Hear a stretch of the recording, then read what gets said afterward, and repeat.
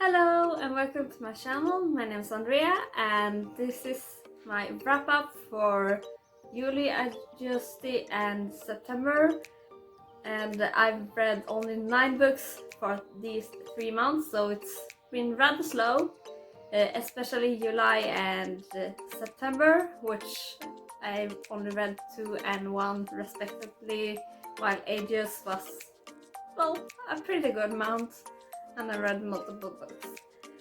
So the first book I'm going to talk about, that the first book I read in July, is The Miracle of Buffalo Pass by what's his name again? Harrison Jones.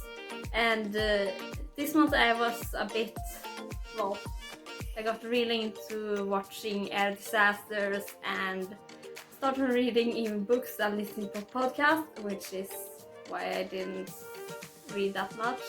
But this book is about the Rocky Mountains Airlines to flight 217 that crashed into Buffalo Pass. And it was really interesting because mostly of the people survived, and it went into detail and following the people that were involved in the rescue, in rescuing these survivors and trying to find this crashed plane, even though it was snowing and really cold and in the middle of the night. And it was really fascinating.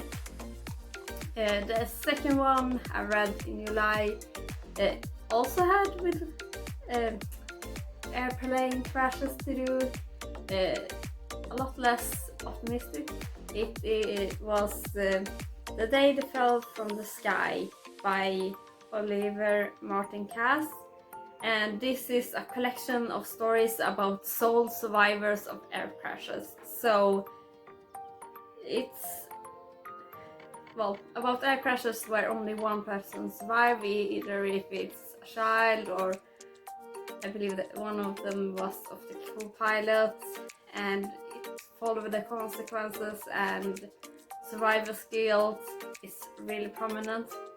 It was, well, eye-opening because it talked a lot about the impact it had on the families of the deceased and on the sole survivor in particular. So I'm happy to have read it. And in August I read Rogue Protocol by Martha Walsh, which is the third book in the Murderbot series, and it's probably my favorite so far. I really enjoyed the other android he met in this, and it's really intriguing to see what really was going on in the investigation. I'm not going to go into it if you haven't read it in the series because it's the third book, but I really enjoyed it a lot more than the second and the first one. My ranking will probably number 3, then the first one, and the second one being my least favorite, probably, from what I can recall of them. And the second book of ages that I read was Alla vi barn I Bullerbyn by Astrid Lindgren, or All the Children of Noisy Village. I guess it's named in English. I read it in Swedish, and this is a childhood favorite of mine, and I really enjoyed Astrid Lindgren's books. I pretty much grew up on them, so it was a nice trip to the past. And this is a book pretty much about a group of kids in 3 families that live in their own little village and all the things they get up to in rural Sweden, old Sweden, and it's very cozy and funny. And then I listened to Katastrofer under 100 years, another Swedish book by Rasmus Dahlberg, at least he's the narrator, and I believe it's the narrator, I'm not 100% sure, but it talks about great disasters, well, during 100 years. So there's air balloon disasters, not in Hindenburg, but another one. I believe it's 101 or 102. I don't remember the name of it because it was numbers, but it was an English airship crashed. Then it went into Titanic, obviously. Everyone knows that story, and others, including the largest man-made explosions involving gunpowder, and it was quite terrifying.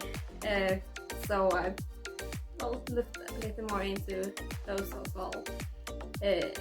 And you can say I was still a bit in the morbid, fascinating mood after air crashes when I listened to this one. But it was enlightening in some aspects.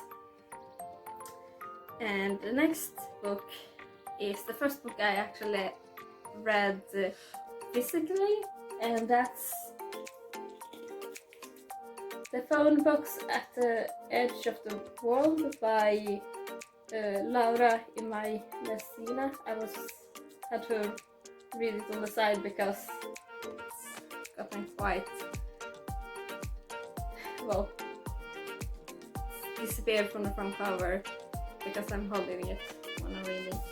And this is a book set in Japan about a woman that lost her mother and daughter in tsunami in 2011, I believe, if I remember the year right. And it also follows a man who lost his wife in, I believe, a disease. And it's all about grief and how you handle grief and how it changes you as a person and such. And it's sweet and very sad and still hopeful. So I really enjoyed it. I quite annotated some of it because it's got a couple of good lines that I like. So I do recommend this. This was a complete cover by, and I have never seen anyone or heard anyone talk about it, but it got an international bestseller sticker, so I guess it's popular somewhere. But I do recommend it. It's contemporary and sad, but still it has a really good ending and hopeful ending. Then I listened to The String Quartet by Virginia Woolf, and this is on 11 minutes, and I listened to it 3 times and I'm still not sure what it's about entirely, if it's a stream of consciousness or if it's a single dialogue. I can't wrap my hands around it, if it's meant to be read in some context. But I listened to it 3 times, so I'm going to count it as I read it, even if I barely understood what it's about. I hear the words, I know the words, but I don't get the context of what they're trying to tell me. That's all I got to say about it. I'm sorry. Then the last book in ages, I don't know why I'm struggling to say that in English. Well, whatever. The last book of that month that I read was The Time I Got Reincarnated as a Slime, which is, well, I've read the novella, so this time I read the manga, and it's just funny in the manga, and it's a bit different from the animated series, so I still had a good time even if I knew the story beats.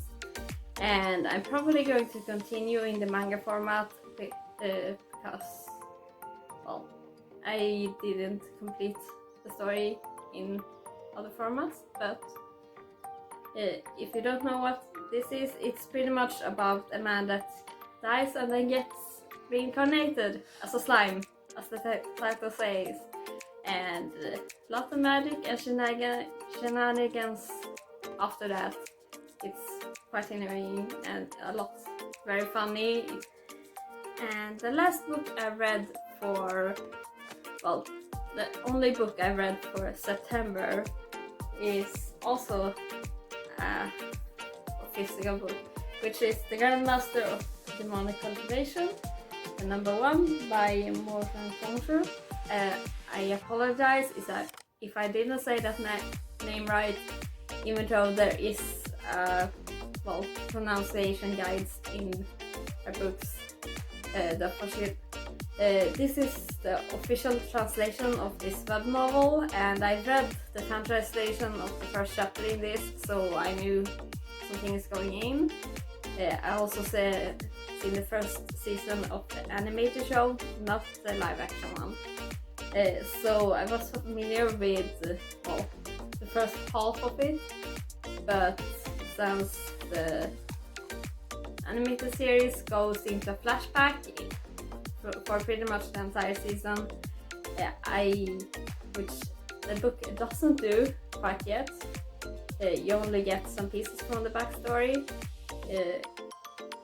I got some new reading after this, and I really enjoyed it.